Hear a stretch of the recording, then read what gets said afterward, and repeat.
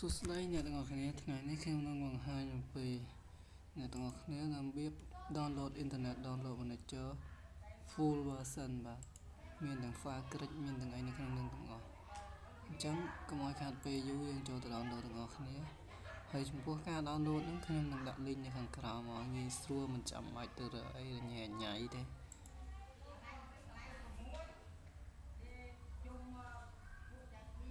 បាទសំចាំតិចដោយសារតែអ៊ីនធឺណិតយើងវារៀងយឺត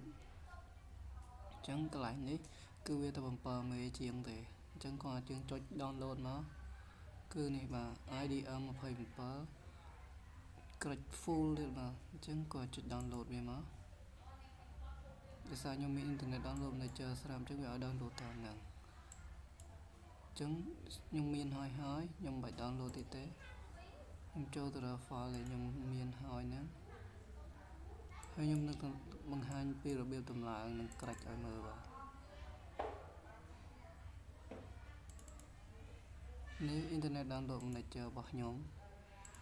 អញ្ចឹងខ្ញុំចាប់ផ្ដើម set up របស់វានេះ file set up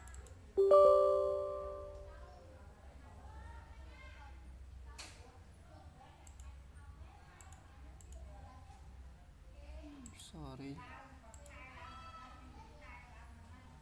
ចុចចេះហ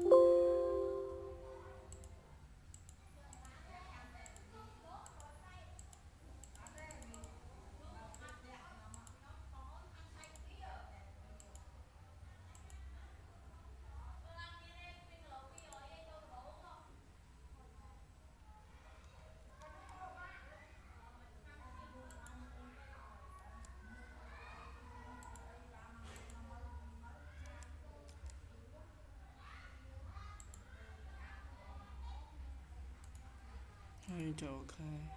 ចុចលេខតាមវាទៅ I accept the item អានេះ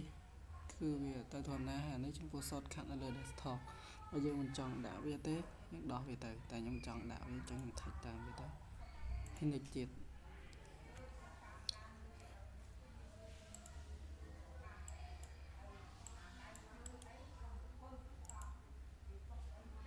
យើងចុច finish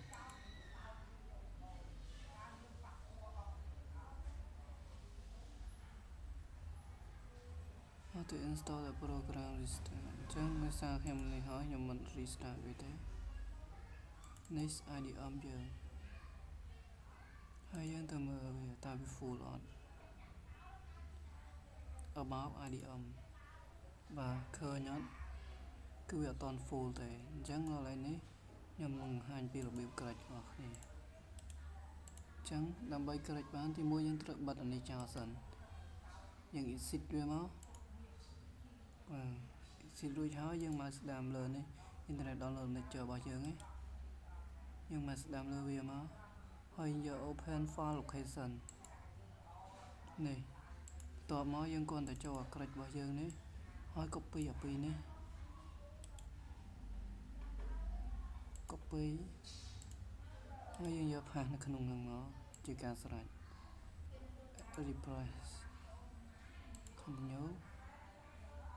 ចប់រួចរាល់អញ្ចឹងខ្ញុំសូមទៅបង្ហាញម្ដងទៀតតើវា full អត់អញ្ចឹងបើក internet download manager របស់ខ្ញុំរួចហើយខ្ញុំយកពាក្យថា help ហើយ check មើល about IDM ឃើញ full អញ្ចឹងបាន